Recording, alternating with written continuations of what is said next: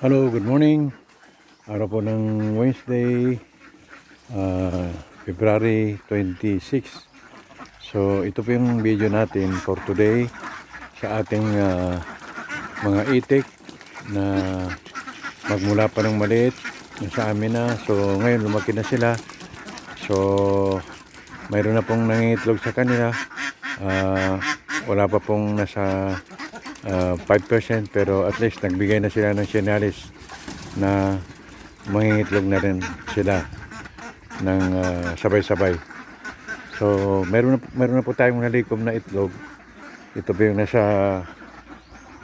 tray na aking kinolekta kasi masisira po siya pagka inabot ng 2 weeks dito sa ating farm. Pero ang ginawa natin for the meantime na hindi pa sila sabay-sabay ng mangingitlog, so ibibenta natin sila ng by pieces.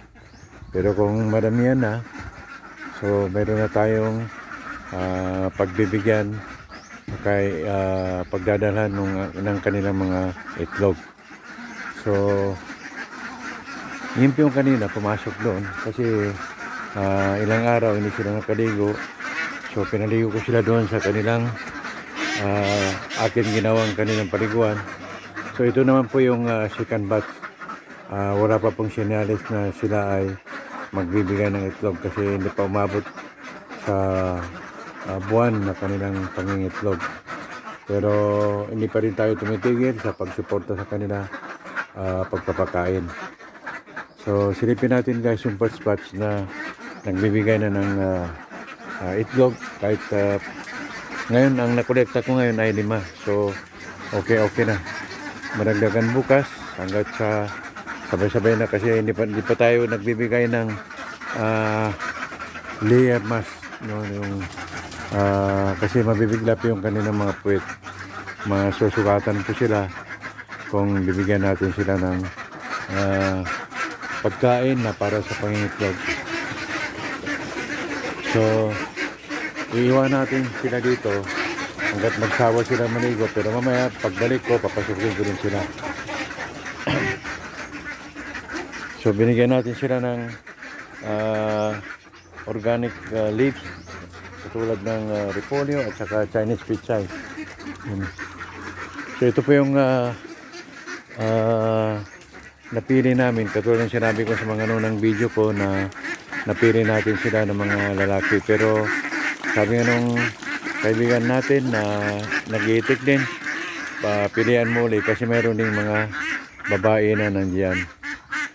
So sa ngayon busy pa po tayo, ay hindi po natin magawang pilihan sila uli. Pero sigurado ko meron kasi yan tumakbo nga sila yan.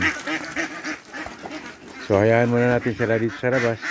Pero kung magutom sila, meron naman silang pagkain dyan, Yan po yung naisip natin na paraan na pabayaan na natin sila hanggat sa magsawa sila kumain.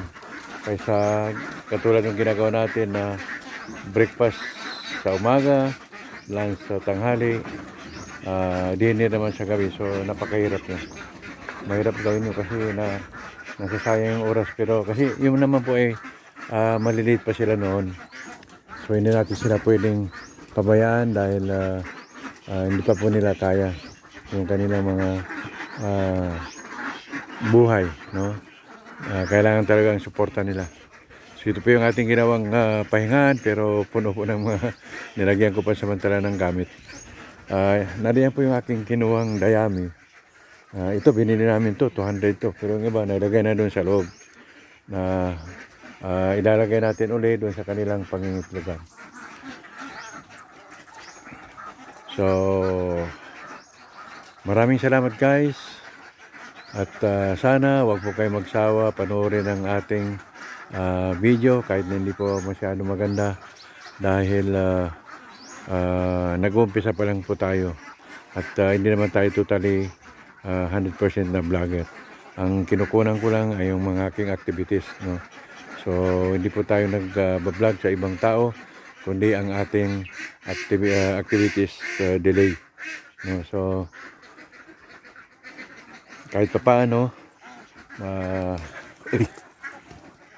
ay nagagawa pa natin mag-video. So maraming salamat guys. Yan po yung kanilang tirahan. Kahit na mga sakong pinagtagpi-tagpi pero okay naman. Yan po, nasa likod niyan ay yung dating tirahan ng manok. At yun po yung ating ginawang 3 rooms na kanilang bagong tirahan. So doon po sa kabila, sa baba, nandun po yung ating mga muscovy-duck. Pagsilip ko kanina, mayroon na pong lumabas doon sa ang tagal na nilimliman ng isang pato. Pero ngayon mayroon na siyang binigay ng 3 at hindi pa siya umalis doon sa kanyang itlog. So ibig sabihin mayroon pang susunod na pipisain. Pagsilip ko kanina, mayroon pong mga muscovy duck na naglilimlim, no? Mayroon pong ano doon, 2 na nagtatago doon sa isang sulok. Pero hindi ko na ginalaw nung silipin ko, ang daming itlog. So hopefully ay dadami yung ating mga muscovy duck. Yung pong ating mga manok dito noon ay pinakawalan na natin sila sa labas. So na malaya na po sila. Kahit sana po sila pumunta, at least makakain sila at makahanap sila ng kanilang ikakabuhay. So kasi ang manok, kailangan talaga nila ng mga damo. Lalo na maraming ano dyan, no, yung lupa na may anay. So yan ang pinaka-paborito nila. So thank you guys, maraming salamat and see you sa ating susunod na video.